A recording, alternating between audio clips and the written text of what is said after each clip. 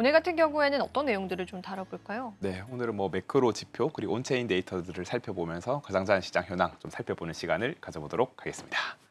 네.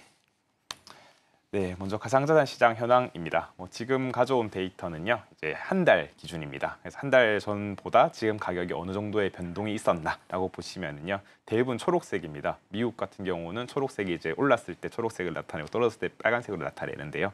초록색이 많은 것은 그리고 짙은 것은 그만큼 가격 상승이 많았다라고 볼 수 있습니다. 그래서 비트코인 같은 경우도 한 달 전 대비해서 지금은 약 22.5% 정도 상승을 하였고요. XRP도 21% 정도, 그리고 솔라는 34% 정도 올랐습니다. 특히 이더리움 같은 경우 상승폭이 되게 높다라고 볼 수 있는데요. 55.94% 가까이 올랐습니다.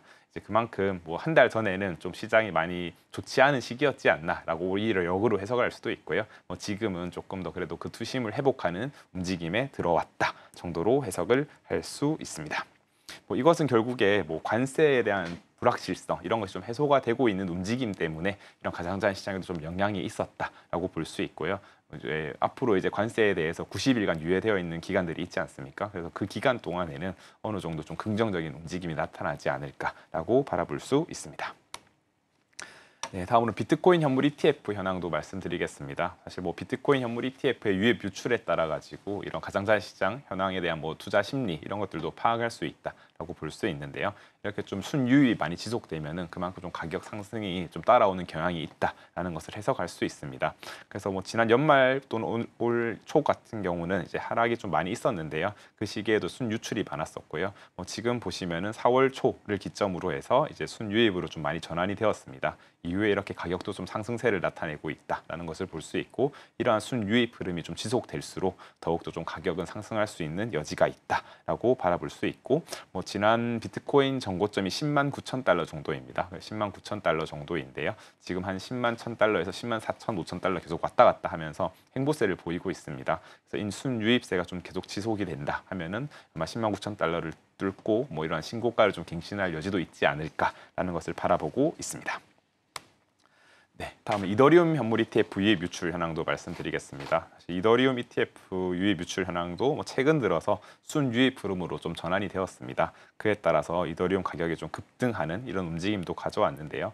다만 이제 이더리움은 잘 아시다시피 올 2월 달에 바이비트에서 해킹 사건이 있었죠.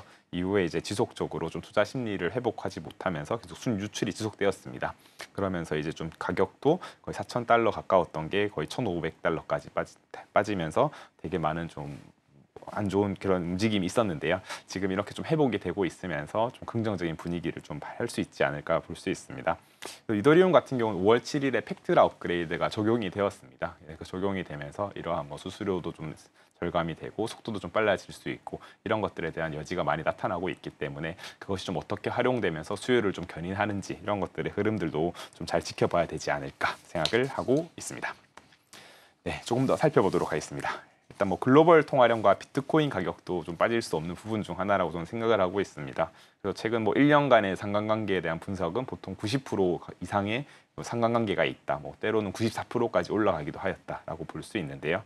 위에 있는 데이터가 비트코인 가격이라 보시면 되고 아래는 글로벌 M2의 흐름이다라고 볼 수 있습니다.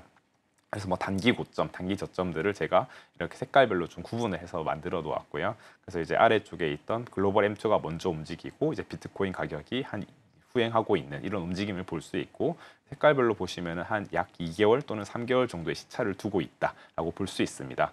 최근 글로벌 M2가 2025년 1월에 이제 단기 저점을 찍고 이후 좀 지속적으로 좀 상승하는 모습을 보여주고 있거든요. 그래서 이제 비트코인 가격도 2025년 4월 단기 저점을 찍고 계속해서 좀 상승하는 모습을 보여주고 있는데, 만약 글로벌 M2와 비트코인의 상관관계 계속해서 90% 이상을 유지한다 했을 때 보면은 지금 4월에 시작된 반등이다 보니까 짧게는 한 7월까지, 좀 길게는 8월까지도 이어지지 않을까라는 그런 움직임들을 좀 볼 수 있습니다. 좋습니다. 굉장히 유의미한 지표들 좀 많이 말씀해 주셨습니다. 지난번에도 M2 통화량 관련해서 이제 비트코인보다 조금 선행해서 먼저 오르는 경향이 있다, 이런 내용 말씀해 주셨던 게 좀 기억에 남는데요. 확실히 이제 지금 지표를 보니까 2, 3개월 정도 비트코인 가격이 좀 후행하고 있다는 게 좀 확인이 되는 것 같아요.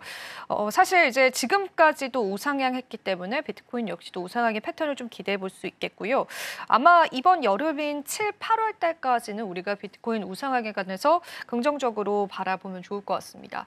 그러면 이제 저희가 금리 관련한 내용도 좀 살펴보면 좋을 것 같은데요. 금리에 관한 스탠스들과 올해 금리에 관한 전망치들은 어떨까요? 네, 이것도 한번 살펴보도록 하겠습니다. 지금 현재 미국의 기준금리가 4.5% 정도입니다. 4.5% 정도이고요. 이제 향후 이제 2025년 말까지 금리 인하에 대한 확률을 좀 살펴보시면요. 앞으로 이제 5번의 FOMC가 예정되어 있습니다. 6월, 7월, 9월, 10월, 12월이고요. 이제 6월, 7월 같은 경우에는 지금 기준금리를 동결할 확률이 이제 91.8%, 61.4%로 이제 그 동결할 확률이 조금 높은 편이다라고 해석을 할 수 있고요. 이제 9월, 10월 같은 경우는 이제 한 차례를 인하한 뭐 기준금리를 좀 유지할 확률이 높다라고 볼 수 있습니다. 9월이 이제 한 차례 인하할 확률이 51.1%, 그리고 10월은 37.9% 정도이다 볼 수 있고요. 25년 말 12월에 있을 FOMC에서는 37.5% 확률로 이제 두 차례 인하했을 확률이 높다라고 볼 수 있습니다. 사실 뭐 이러한 데이터들은 뭐 이러한 뭐 인플레이션 지표, 그리고 고용 지표, 그리고 경제 성장률, 그리고 소비 지출 이런 것들에 대한 데이터들이 이제 합산되어서 종합적으로 좀 판단되어서 움직이는 지표이다 보니까 이런 것들은 좀 관심 있게 지켜보지만은 뭐 하루하루 때마다 뭐 그렇게 좀 너무 유의미한 의미를 두고 지켜볼 필요는 없고요. 이 시장 흐름을 좀 지켜보는 측면에서 좀 보시면 좋지 않을까 생각을 하고 있습니다. 그래서 최근에 물가 지표 같은 경우도 좀 안정화되면서 이제 금리 인하에 대한 명분이 좀 많이 생기고 있는데요. 이제 트럼프 대통령은 금리를 인하를 해라라고 계속해서 좀 주장을 하고 계시지만은 뭐 제롬 파월 의장은 아직까지 그 시기는 오지 않았다 이러면서 좀 힘겨루기가 나타나고 있는 모습을 좀 보여주지 않았나라고 해석을 할 수 있습니다. 네, 조금 더 살펴보도록 하겠습니다. 가상자산 시가총액 현황을 좀 가져왔는데요. 이제 상단에 있는 것은 토탈이라고 해서 가상자산 시가총액입니다. 전체 시가총액이고요. 아래쪽은 이제 비트코인 가격입니다. 이제 비트코인 가격과 이제 전체 가상자산 시가총액의 흐름을 살펴보시면 거의 유사하게 움직였다라고 볼 수 있습니다. 중장기적으로도 이렇게 빨간 색깔 추세선인데 상승하고 있는 추세이고요. 단기적으로도 이렇게 보면 파란색 선인데 모두 상승하고 있는 추세를 볼 수 있다 말씀을 드립니다. 다만 좀 차이점은 이제 비트코인 가격이 조금은 더 힘이 세다라는 것을 좀 말씀을 드리는데요. 이제 지난 2021년의 사이클의 고점이었던 시기가 있는데 그때 이런 뭐 선을 저항선, 지지선 이런 것을 좀 끄으면은 비트코인 같은 경우는 여기서 약간 좀 떨어져서 상단에서 좀 움직이고 있습니다.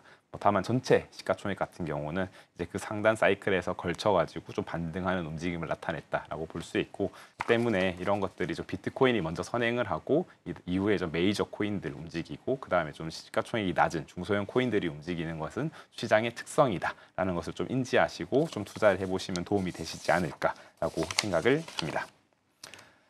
네, 그래서 뭐 비트코인 도미넌스라는 것이 결국에 빠질 수 없는 부분 중 하나이거든요. 이제 도미넌스는 이제 비트코인이 이제 전체 시가총액에서 차지하는 비중이다라고 보시면 됩니다. 그래서 비트코인 도미넌스가 빠질 때 그런 시기에 좀 알트코인이 좀 이렇게 상승하는 경향이 있고 그때 이제 불마켓이 좀 찾아오는 경향이 있다라고 볼 수 있습니다. 그래서 위에가 있는 것이 비트코인 도미넌스, 아래가 이제 others라고 해서 전체 가상자산 시가총액에서 10개를 제외한 시가총액이다라고 보시면 되고요. 결국에는 좀 약간 반비례하는 경향이 있다라고 볼 수 있습니다. 그래서 2021년 과거 사이클에서도 비트코인 도미넌스가 70% 고점을 찍고 한 40%까지 빠질 때 알트코인 시가총액은 이렇게 좀 급격하게 상승하는 시기가 있었다라는 것을 좀 보시면 되고요.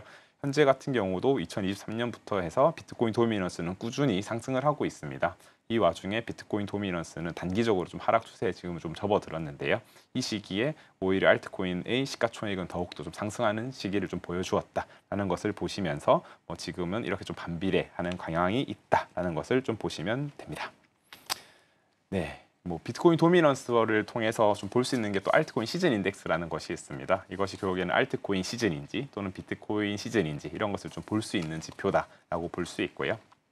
이게 0부터 100까지 지표가 있는데 25 이하일 때는 좀 비트코인이 퍼포먼스가 좋은 시즌이다. 그래서 비트코인 시즌이다라고 불리우고요. 75 이상일 때는 알트코인 시즌이다. 알트코인의 퍼포먼스가 좀 좋은 시즌이다라고 볼 수 있습니다. 최근 데이터를 보면은요, 이제 그 알트코인의 시가총액이 아까 말씀드렸듯이 상승을 했지 않습니까? 사실 알트코인 시가총액이 상승을 했으면 그만큼 알트코인의 장이 좋은 장세인데 그럼 알트코인 시즌 인덱스가 올라야 되는 것 아닌가라고 볼 수 있는데 반면에 이런 인덱스는 오히려 반대로 하락을 하였습니다. 이것은 좀 해석을 어떻게 하시면 되냐면요, 알트코인 시가총액 상승을 했지만 비트코인 시가총액이 더 많이 상승했다라고 보시면 되고 그것은 이 가상자산 시장의 자금 유입이 더욱 많아졌다라는 것을 좀 볼 수 있는 부분입니다. 그렇기 때문에 이런 전반적인 가상자산 산업 자체가 자체가 더욱더 좀 성장하고 있는 부분이다라는 것을 좀 말씀을 드리고, 비트코인이 앞서 말씀드렸듯이 먼저 상승을 하고 알트코인이 따라가는 경향이 있다. 이런 것들을 좀 잘 지켜보시면 좋고, 이게 좀 좋은 움직임이다라고 말씀을 드릴 수 있습니다.